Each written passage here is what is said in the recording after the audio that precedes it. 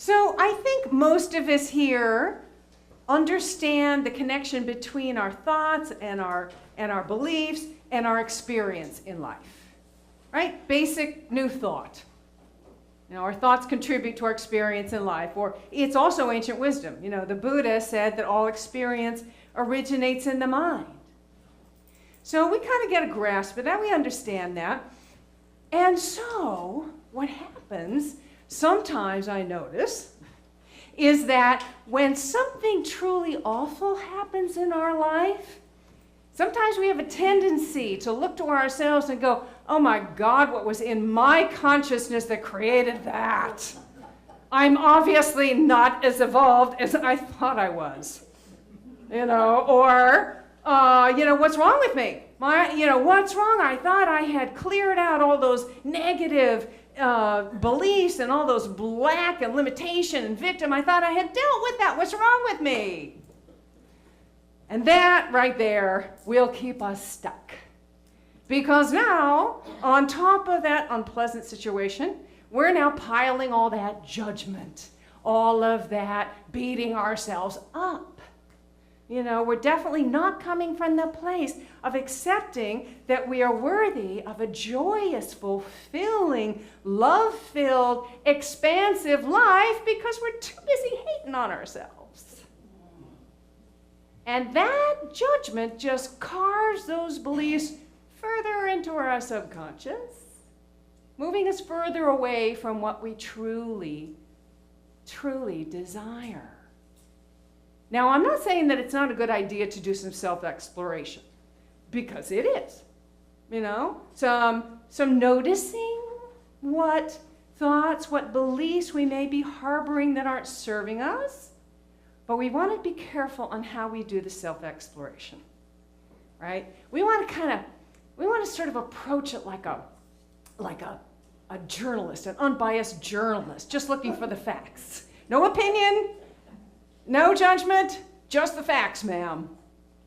Or maybe like a loving witness, just coming from a place of curiosity. I wonder if there's a connection between this chronic condition or this reoccurring situation in my life and some belief, some false belief I might have. I wonder what might be there. I wonder where that might have come from. I wonder if maybe my parents had that belief. Maybe I sort of grew up in the atmosphere of that belief. Maybe the church of my childhood, convinced me that I was not worthy. Maybe I wonder, did a teacher tell me that my dreams were unrealistic? Where did that come from? And then when we find it, we want to ask the question, what would it be like to release that? What would it be like to let go of that? What would it be like to allow the divine light within me to shine its healing light throughout my consciousness and my subconsciousness, dissolving that thought? Let it go. Can we do that? What would it be like to do that? And then can we know the spiritual reality of us? What would it be like to really embody the spiritual reality of us? Wow. And I'm not talking about doing positive affirmations by rote. That does not work. No. What works, I'm talking about embodying in every cell of your being the awareness of your spiritual reality, the awareness that you are that one infinite divine life expressing, and that everything you could ever possibly desire for your life is already yours. That's what I'm talking about. That awareness, that internal healing. All right, so now that being said, that little lesson, we've all got that right. Sometimes you find absolutely no connection between what's happening in your life, the so-called negative thing, and your beliefs. You search and search and search, you find no correlation. Sometimes things do seem to just kind of come out of nowhere. And you're just like, what? Where'd that come from? It absolutely had nothing to do with anything I ever thought was possible for me. I didn't grow up in that environment. It wasn't part of me. So what's going on there? What is it? I mean, either this is true or it's not. So either one of two things. Either it really is there, it's just like really buried and hasn't been revealed yet. Or, and I think this happens more than we know, it's the effect, the influence of the collective unconscious. The collective unconscious is a term Carl Jung used to describe this collective mind that we all share. He also called it the collective psyche. This idea that all of our thoughts, all of our fears, all of our judgment, all of our unforgiveness, and also all of our enlightened ideas, all of our loving thoughts, all go into and make up this group mind that affects the collective experience. Ernest Holmes talked about it too. Ernest Holmes' Science of Mind talked about it as being race mind consciousness, referring to the human race. Charles Fillmore talked about it kind of in this way too. You know, we think that our minds are something that's just ours. You know, it's encased in this brain, it's encased in our body, it's impervious. You can't really know what I'm really thinking. I can't know what you're really thinking. It appears that we're separate. It appears that way.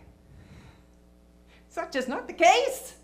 It's not the case, really. I mean, if we are all one with source energy, if we are all expressions of the one divine mind, if we are all facets of one beautiful shining diamond, which we are, and we're all one with each other. We're all connected with each other on a very deep level, on a couple of levels at least. On the spiritual level, you know, because we are spirit expressing, we are one that way. We're one on the mental level because we share this same one mind. And because we do share this one mind, because we are an expression of this one creative mind, our thoughts are creative. We have that creative power to create our experience in our personal life and in the collective life. So Carl Jung writes, our personal psychology is just a thin skin, a ripple on the ocean of collective psychology. The powerful factor, the factor that changes our whole life, which changes the surface of the known world and makes history, is collective psyche. And collective psyche moves according to laws entirely different from those of our own consciousness. Wow. He really believes that this is a big influence. Changes the face of the earth, contributes to history, those pervasive perceptions of the collective unconscious influence more than we know, unwittingly, unconsciously. This is not a conscious, intentional thing, right? But all of the thoughts, all the fears, all of the judgments, all of our unforgiveness, all of our disrespect for each other and for the planet for centuries creates this heavy vibration which must be reflected in our world and shows up as widespread disease, widespread famine, pockets of poverty, places where corrupt governments rise to the surface. I don't know where that would be. natural disasters even. You know? But the good news is, I'm getting to the good news. Take a breath, getting to the good news here. The good news is also all of our love, all of our prayers, all of our compassion, all of our compassionate acts, all of our forgiveness also goes into this collective mind and helps to raise the vibration. And we see that reflected in our world as moments of grace, as unexpected blessings, as unexpected abundance of good, as spontaneous healings, as an unexpected lessening of a hurricane's effects. Hello?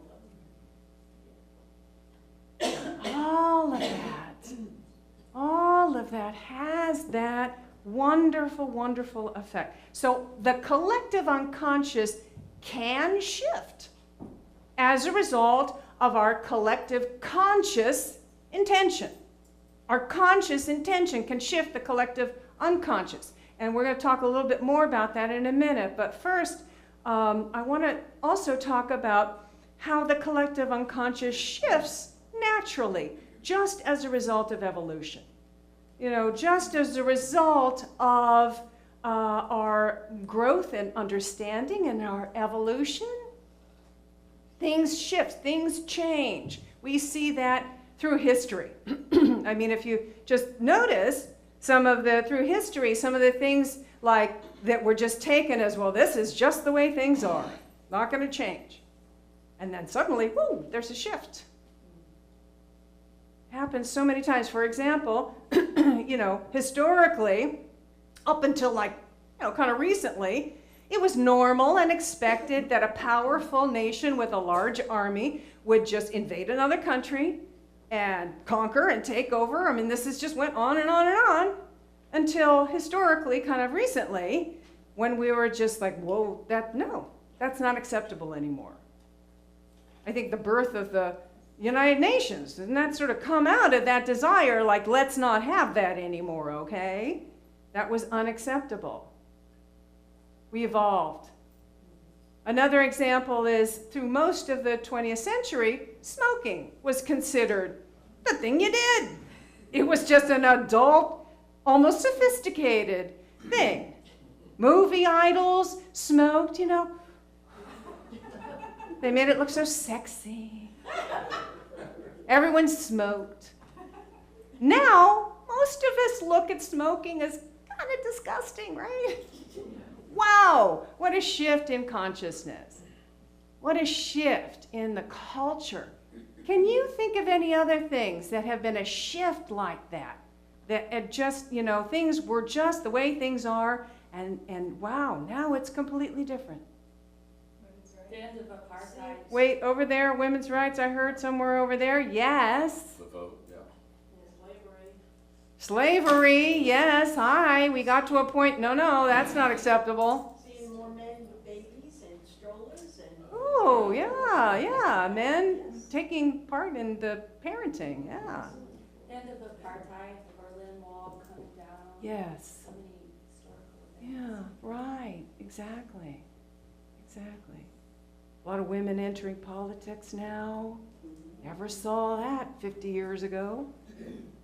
Even 20 years ago. Women stepping up, speaking out. Probably more women ministers. More women ministers. Of course, New Thought has always been open to that. I mean, that's the great thing. Yeah. Right, and other religions too. Yeah, absolutely. Even the Episcopals. More women. Yeah, so you see, this is how the collective consciousness shifts, just naturally through evolution.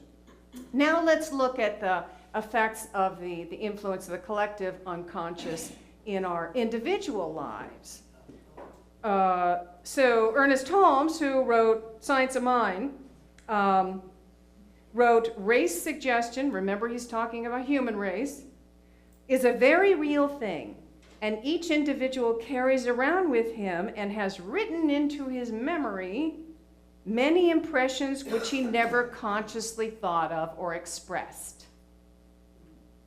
So on an individual level, we are definitely influenced by the collective unconscious, and we can experience in our personal world something that is completely out of the realm of our thinking, completely out of the realm of what we thought was possible. And then he goes on to say, individuals who are in sympathetic vibration with each other more or less mingle and receive suggestions from each other. Sympathetic vibration with each other.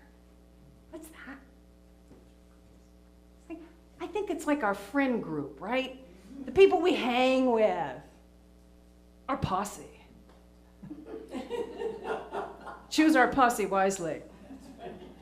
Because if we hang with a lot of people who are fearful and negative and always complaining about how bad things are and how their bodies are falling apart, those thoughts kind of they slip into the back door of our consciousness, and we could experience them.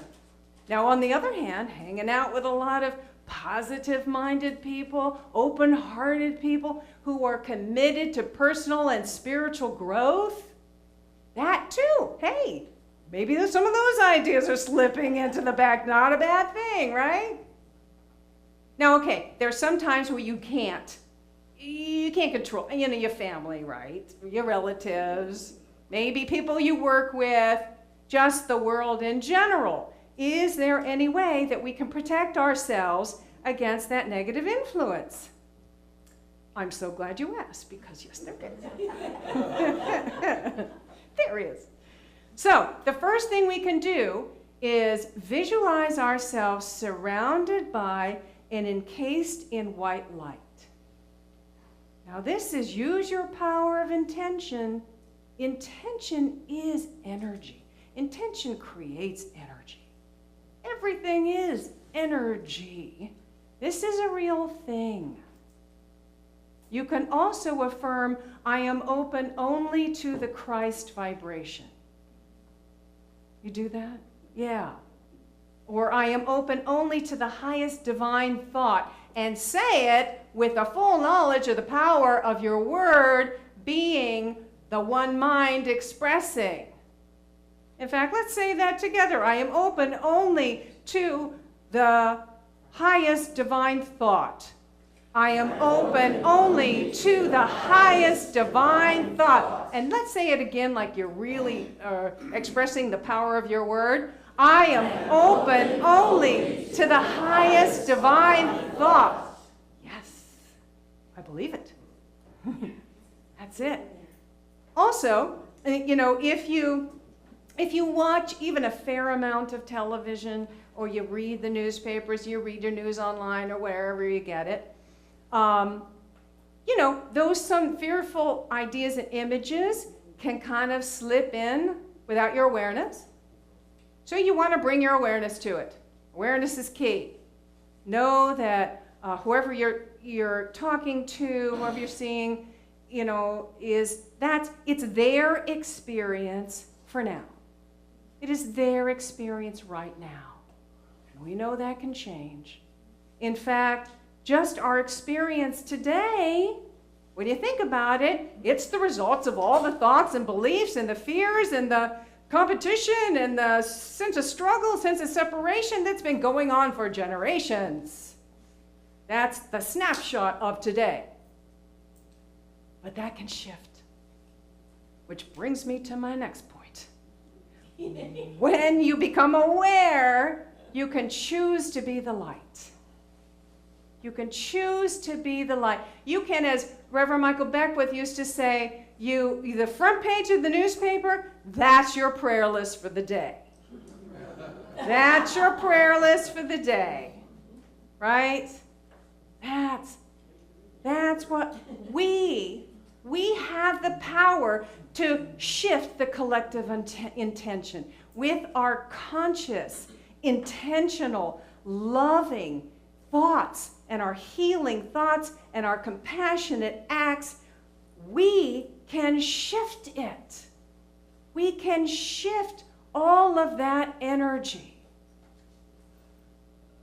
We can do this individually with our intention, with our loving prayer. You know, we do this every Sunday when we come together. Thank you for that beautiful meditation, by the way. That was a perfect example of how we can hold in our hearts, you know, and send it out to the world.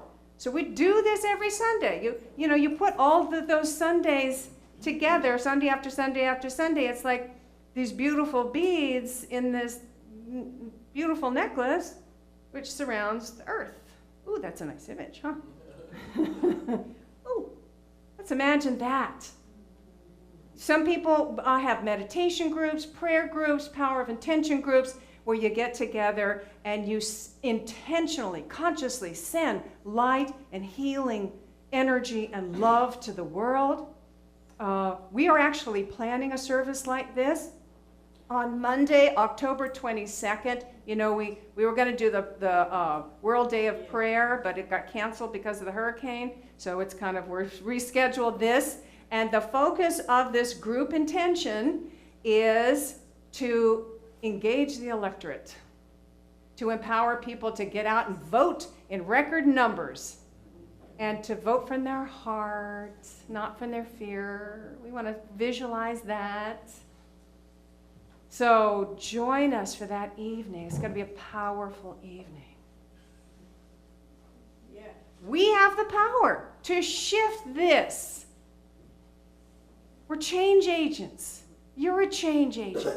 You are a change agent. You're a change agent. We're all change agents. And with our loving thoughts and our healing light and our forgiveness, we can not only ensure that our own mind is free from those negative tapes from our past or from the influence of the collective unconscious, but we're also lifting humanity from the effects of fearful, destructive thinking for generations.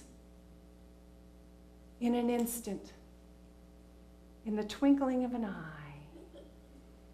Twinkling of an eye, it can happen, it shifts. We've seen it historically, things shift. We're ready to shift now.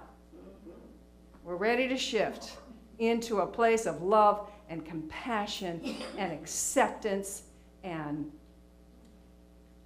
allowing all to be who we truly are.